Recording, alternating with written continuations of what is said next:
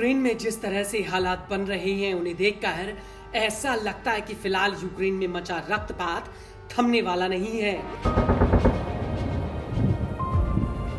वो इसलिए क्योंकि जिस विश्वास के साथ ट्रंप ने पुतिन से अलास्का में मुलाकात की थी और इस मुलाकात के बाद ट्रंप ने कहा था कि वो जल्द ही ज़ेलेंस्की और पुतिन की आमने सामने वाली मीटिंग कराने का बंदोबस्त कर रहे हैं, उनके इस बयान के बाद अभी तक युद्ध विराम को लेकर बात कहां तक पहुंची है इसकी कोई जानकारी सामने नहीं आई है। उल्टा रूसी सेना ने यूक्रेन में और ज्यादा बारूद बरसाना शुरू कर दिया है।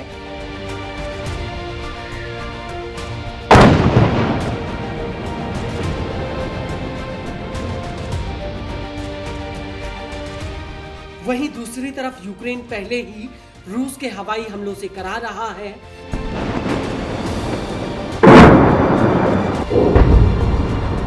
युद्ध विराम को लेकर ज़ेलेंस्की और यूरोप नहीं चाहते कि पुतिन को यूक्रेन की 1 इंच भी जमीन दी जाए, लेकिन ट्रंप ने साफ कर दिया कि इस मुद्दे पर ज़ेलेंस्की को समझौता करना पड़ेगा। लेकिन इस सबके बीच रूसी सेना ने यूक्रेन की राजधानी कीव पर एक बहुत बड़ा अटैक किया है।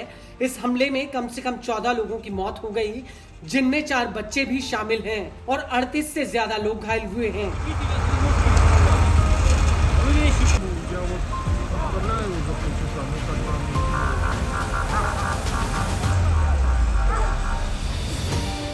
कीव के कई जिलों में 28 अगस्त 2025 की सुबह रूसी मिसाइलों ने एकदम से कहर बरपाना शुरू कर दिया और इन्हीं हमलों के दौरान रूसी सेना ने कीव में बने यूरोपीय यूनियन के राजनयिक दफ्तर पर भी हमला बोल दिया।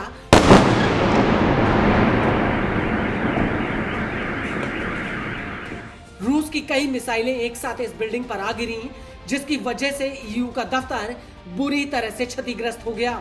आपको बता दें कि इस हमले का एक सीसीटीवी वीडियो भी सामने आया है, जिसमें साफ दिख रहा है कि कैसे भोर के तड़के अचानक से आसमान से एक मिसाइल कीव में आकर गिरती है, जिसकी वजह से एक बहुत ही भयानक धमाका होता है।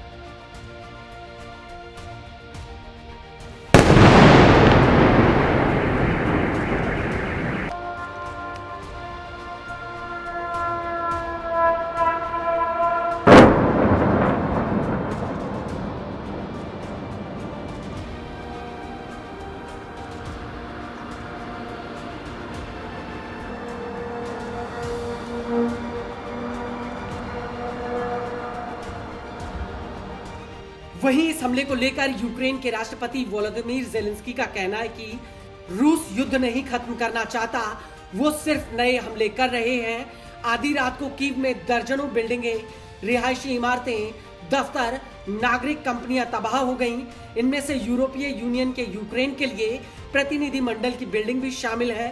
दुनिया के लिए इस हमले का मजबूती से जवाब देना बेहद ही अहम है। रूस को ये युद्ध खत्म करना चाहिए जो उसने शुरू किया और लगातार जारी रखे है।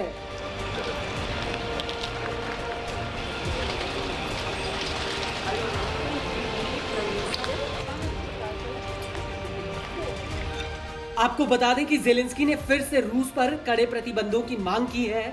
ज़ेलेंस्की का कहना है कि पुतिन सीज फायर की कोशिशों को खारिज कर रहे हैं और बातचीत से भाग रहे हैं।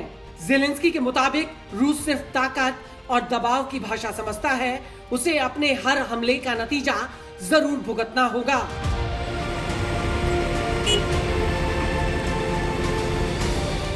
वहीं यूक्रेन में ईयू की राजदूत कटरीना मैथरनोवा ने यह पुष्टि कर दी है कि रूस की मिसाइलें और ड्रोन हमलों में ईयू की बिल्डिंग को भारी नुकसान हुआ है। बता दें कि ईयू के विदेश नीति के मुखिया कजास कलास ने रूस के इस हमले की निंदा की है। कलास का कहना है कि पुतिन जानबूझकर युद्ध भड़काने और शांति की कोशिशों की खिल्ली उड़ा रहे हैं।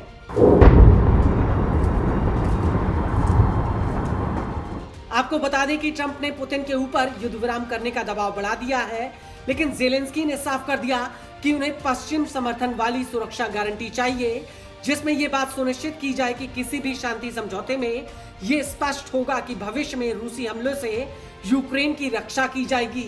हालांकि ट्रंप ने भी 18 अगस्त 2025 को ज़ेलेंस्की और तमाम यूरोपीय नेताओं से मुलाकात के बाद ये संकेत दिया था कि वो यूरोप की अगुवाई में यूक्रेन के लिए एक सुरक्षा तंत्र तैयार कर सकते हैं। इस सुरक्षा तंत्र में खुफिया जानकारी साझा करना, जंग के मैदान की निगरानी और यूक्रेन की रक्षा के लिए हवाई हमलों में शामिल होना है।